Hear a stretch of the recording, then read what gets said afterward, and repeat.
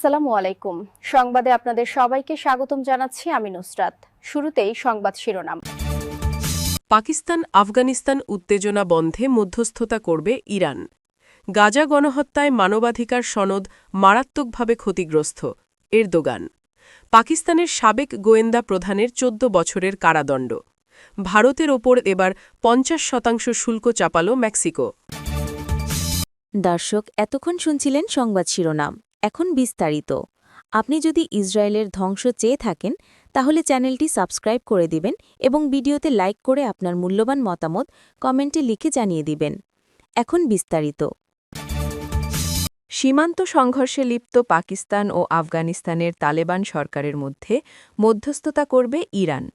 আগামী সপ্তাহে তেহরান এই দেশকে নিয়ে বৈঠক আয়োজনের প্রস্তুতি নিচ্ছে বলেও জানা গেছে। ইসলামাবাদ পোস্টের প্রতিবেদনে বলা হয়েছে, প্রতিবেশী দুই দেশের অচলাবস্থা দূর করতে এবার এটিকে সবচেয়ে বড় কূটনৈতিক উদ্যোগ হিসেবে দেখা হচ্ছে। প্রতিবেদনে আরও বলা হয়েছে, এই গুরুত্বপূর্ণ বৈঠকটি আগামী ১৬ ও ১৭ ডিসেম্বর তেহরানে অনুষ্ঠিত হবে। দোহা, ইস্তাম্বুল ও জেদ্দায় আগের দফার আলোচনাগুলো কোনো অগ্রগতি আনতে না পারার পর এবার নতুনভাবে এ উদ্যোগ নেওয়া হচ্ছে। আসন্ন বৈঠকের বিশেষ দিক হল এতে চীন ও রাশিয়ার অংশগ্রহণ করবে বলে প্রত্যাশা করা হচ্ছে। এতে বোঝা যায় আঞ্চলিক বড় শক্তিগুলো পাকিস্তান আফগানিস্তান উত্তেজনাকে বৃহত্তর স্থিতিশীলতার জন্য হুমকি হিসেবে দেখছে। প্রতিবেদনে কূটনৈতিক সূত্রের বরাত দিয়ে আরও বলা হয়েছে, পাকিস্তানের আফগানিস্তান বিষয়ক বিশেষ দূত মোহাম্মদ সাদিক ইসলামাবাদের প্রতিনিধিত্ব করবেন। তুরস্কের প্রেসিডেন্ট রিসেপ তাইয়েব এরদোগান বলেছেন, গাজায় চলমান গণহত্যায় ৭০,০০০-এর বেশি মানুষের মৃত্যু প্রমাণ করে যে মানবাধিকার সনদে উল্লেখিত মূল্যবোধগুলো মারাত্মকভাবে ক্ষতিগ্রস্ত হয়েছে। বুধবার ১০ ডিসেম্বর মানবাধিকার দিবস উপলক্ষে দেওয়া এক বিবৃতিতে একথা বলেন তিনি। খবর আনাদোলুর। তিনি আরও বলেন, দুর্ভাগ্যজনকভাবে আন্তর্জাতিক সম্প্রদায়ের সব প্রচেষ্টা সত্ত্বেও গাজা ও অধিকৃত ফিলিস্তিনি ভূখণ্ডে নির্যাতন এখনও অব্যাহত আছে। জাতিসংঘের সর্বজনীন মানবাধিকার ঘোষণাপত্র গৃহীত হওয়ার ৭৭তম বার্ষিকীতে তুরস্কের জনগণ এবং মানবাধিকার পরিবারের সব সদস্যকে শুভেচ্ছা জানিয়ে এরদোগান বলেন, মানবজাতির যৌথ মূল্যবোধের প্রতিফলন এই গুরুত্বপূর্ণ দলিল আজও জন্মগত অধিকারের সুরক্ষা নিশ্চিতকারী বৈশ্বিক অঙ্গীকার হিসেবে তার মর্যাদা ধরে রেখেছে। তবে তিনি এও উল্লেখ করেন, বিশ্বজুড়ে বহু স্থানে এই ঘোষণাপত্রে উল্লেখিত নীতিমালা লঙ্ঘিত হচ্ছে, আর শান্তি ও ন্যায়মত ধারণাগুলো ক্রমেই দুর্বল হয়ে পড়ছে। তুরস্কের প্রেসিডেন্ট বলেন, গাজা আজ এক বিরাট ধ্বংসস্তূপে পরিণত হয়েছে। এটিকে যত দ্রুত সম্ভব পুনর্গঠন করা মানবজাতির যৌথ দায়িত্ব।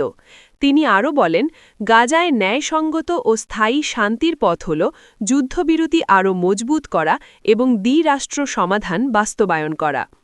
এরদোগান আরও বলেন, গাজাকে পুনরায় সংঘাতে টেনে নেওয়া ঠেকাতে আন্তর্জাতিক সম্প্রদায়ের ইসরায়েলের ওপর চাপ বাড়ানো অত্যন্ত জরুরি।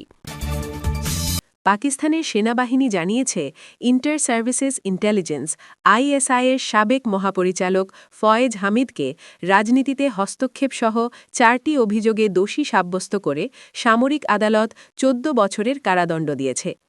গত বছরের অগস্ট থেকে তিনি আটক অবস্থায় ছিলেন এবং তার বিরুদ্ধে বিচার চলছিল। ইমরান খানের শাসনামলে ২০১৯ থেকে ২০২১ পর্যন্ত তিনি আইএসআইয়ের প্রধান হিসেবে দায়িত্ব পালন করেন। তখন ইমরান এবং হামিদকে ঘনিষ্ঠ মিত্র হিসেবে দেখা হতো। সেনাবাহিনীর বিবৃতিতে জানানো হয়, হামিদের বিরুদ্ধে রাজনৈতিক কর্মকাণ্ডে হস্তক্ষেপ, অফিসিয়াল সিক্রেটস অ্যাক্ট লঙ্ঘন করে রাষ্ট্রীয় স্বার্থ ক্ষুণ্ণ করা, ক্ষমতা ও সরকারি সম্পদের অপব্যবহার এবং সাধারণ নাগরিকদের ক্ষতির অভিযোগ আনা হয়। দীর্ঘ বিচারিক প্রক্রিয়ার পর তিনি সব অভিযোগে দোষী প্রমাণিত হন। পাকিস্তানের ইতিহাসে এই প্রথম কোনো আইএসআই প্রধানকে সামরিক আদালতে বিচার করে সাজা দেওয়া হল। সেনাবাহিনী জানায়, ফিল্ড জেনারেল কোর্ট মার্শাল সম্পূর্ণ আইনি প্রক্রিয়া অনুসরণ করেছে এবং হামিদকে নিজের পছন্দের আইনজীবীসহ সব অধিকার দেওয়া হয়েছে। রায়ের বিরুদ্ধে তার আপিলের সুযোগও রয়েছে।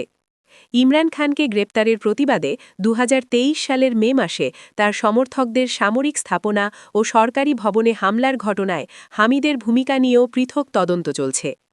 তথ্যমন্ত্রী আতাউল্লাহ তারারের দাবি, হামিদ সীমা লঙ্ঘন করেছিলেন এবং ইমরানের দলের উপদেষ্টা হিসেবে দেশে অস্থিরতা তৈরির চেষ্টা করেছিলেন।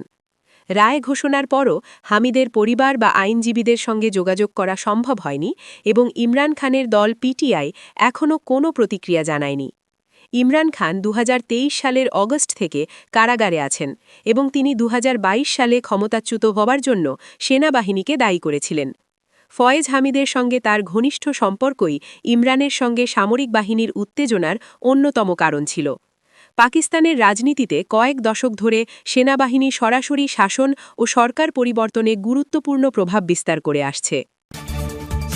যুক্তরাষ্ট্রের পর এবার ভারত থেকে আমদানি করা পণ্যের উপর 50% শুল্ক চাপিয়েছে মেক্সিকো। বুধবার 10 ডিসেম্বর মেক্সিকোর সেনেটে ভারত থেকে আমদানি করা বিভিন্ন পণ্যে 50% শুল্ক চাপানোর প্রস্তাব অনুমোদন পেয়েছে। গণমাধ্যমের তথ্যানুসারে ভারত ছাড়াও চীনসহ আরও কয়েকটি এশীয় দেশের ওপর এই শুল্ক বসতে যাচ্ছে মেক্সিকো। পর্যবেক্ষক মহলের মতে এই নীতির পিছনে রয়েছে যুক্তরাষ্ট্রকে খুশি করার চেষ্টা। আগামী 1 জানুয়ারি থেকেই অতিরিক্ত 50% শুল্ক বসছে গাড়ি, গাড়ির যন্ত্রাংশ, বস্ত্র, প্লাস্টিক ও ইস্পাতে। যে দেশগুলোর সঙ্গে মেক্সিকোর বাণিজ্য চুক্তি নেই সেসব দেশের ওপর এই শুল্ক বসবে, ফলে এর প্রভাব পড়বে ভারত, দক্ষিণ কোরিয়া, চীন, থাইল্যান্ড এবং ইন্দোনেশিয়ার ওপর। আগামী বছর থেকে মেক্সিকো বিপুল পরিমাণ অতিরিক্ত বাণিজ্য শুল্ক আদায় করার লক্ষ্য নিয়েছে। মেক্সিকোর প্রেসিডেন্ট ক্লদিয়া শেইনবাউম দেশজ উৎপাদন বৃদ্ধির লক্ষ্যমাত্রা নিয়েছেন। বিশেষজ্ঞদের মতে ক্লদিয়ার এই নীতি আসলে মার্কিন প্রেসিডেন্ট ডোনাল্ড ট্রাম্পকে খুশি করার জন্যই। ট্রাম্প যাতে যুক্তরাষ্ট্র, মেক্সিকো, কানাডা বাণিজ্য চুক্তি পুনর্বিবেচনা করেন তার জন্যই এই নীতি নিয়েছেন তিনি। মেক্সিকো যুক্তরাষ্ট্রের সর্ববৃহৎ বাণিজ্য অংশীদার। এ বছরের গোড়ার দিকেই মেক্সিকো চীনের উপর অতিরিক্ত কর চাপিয়েছিল। গত কয়েক সপ্তাহ ধরে ট্রাম্প মেক্সিকো সরকারকে ইস্পাত ও অ্যালুমিনিয়ামের উপর 50% শুল্ক চাপানোর হুমকি দিয়ে চলেছেন। অন্যদিকে অন্য একটি রাসায়নিকে 25% কর চাপিয়েছেন। এ সপ্তাহের শুরুতে ট্রাম্প ফের আরও 5% শুল্ক চাপানোর হুমকি দিয়ে রেখেছেন। আপনি যদি আমাদের চ্যানেলে নতুন হয়ে থাকেন তাহলে চ্যানেলটি সাবস্ক্রাইব করে দিন।